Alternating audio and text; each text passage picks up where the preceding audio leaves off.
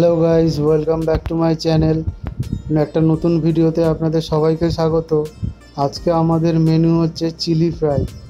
তো প্রথমে আলুগুলোকে এরমভাবে কেটে নিতে হবে ছোট ছোট করে। এবার এর মধ্যে আমি ম্যারিনেট করব আলুটাকে। তো এই আলুর মধ্যে আমি দিয়ে দিচ্ছি লবণটা দেওয়ার পর এরপর আমি এর মধ্যে দেব গোলমরিচের গুঁড়ো।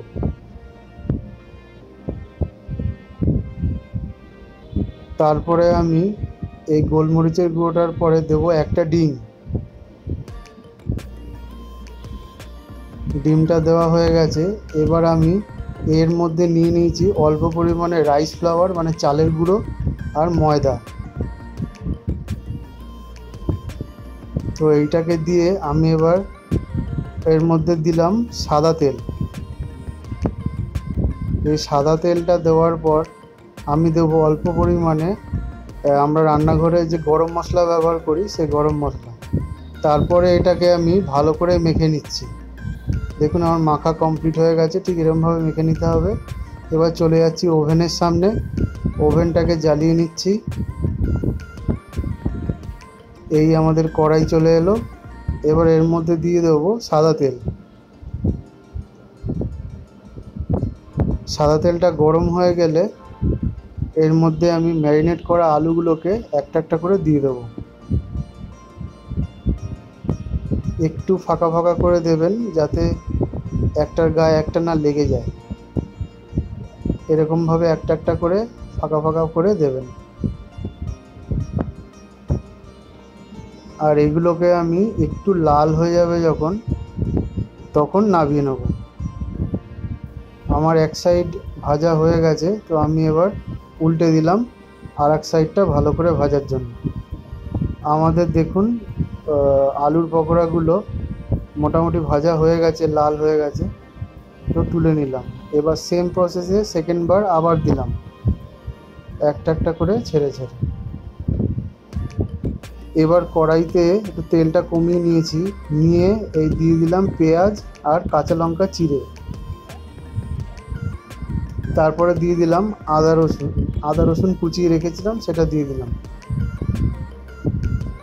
দিয়ে একটু ভালো করে কষিয়ে নেব। এরপর আমি অ্যাড করলাম লবণ, তারপরে দিলাম একটু ধনে গুঁড়ো, তারপরে দিলাম একটু গোলমরিচের গুঁড়ো। দিয়ে এটাকে একটু ভালো করে নাড়াচাড়া করে নেব। এটা ভালো করে নাড়াচাড়া করার পর এবার দিচ্ছি এর মধ্যে সয়া সস, তারপরে দিলাম টমেটো কেচাপ। দিয়ে এটাকে একটু ভালো করে কষিয়ে নেব। এটা কষানো হয়ে গেলে এরপর আমি এর মধ্যে অ্যাড করব কালারটা আনার জন্য অল্প পরিমাণে কাশ্মীরি লঙ্কার গুঁড়ো। দিয়ে এবার আমি আস্তে আস্তে এটা মেশাবো আর অল্প অল্প করে এর মধ্যে জল অ্যাড করতে থাকবো। এবার এটাকে আমি ফোটার জন্য কিছুক্ষণের জন্য ছেড়ে দেবো। দেখুন আমাদের গ্রেভিটা ফুটতে শুরু করে দিয়েছে। যখন এরকম পজিশানে চলে আসবে একটু নাড়িয়ে নিয়ে আমি এর মধ্যে নুন এবং চিনি অ্যাড করলাম, যাতে এই গ্রেভিটার টেস্টটা ব্যালেন্স থাকে। আমাদের গ্রেভিটা ফুটে গেছে। এটাকে একটুখানি থিক করার জন্য আমি এর মধ্যে কর্নস্টার্চ দিলাম বা কর্নফ্লাওয়ার।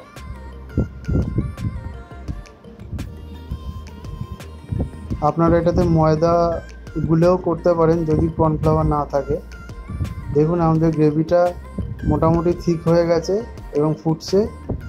তো এর মধ্যে এই সময় এর মধ্যে আমি দিয়ে দেবো ভেজে রাখা আলুর পকোড়াগুলো।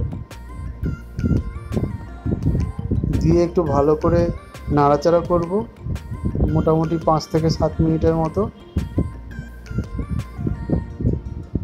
আমাদের মোটামুটি রান্নাটা কমপ্লিট হয়ে গেছে। এবার আমি এটাকে একটা পাত্রে সার্ভ করে নেব।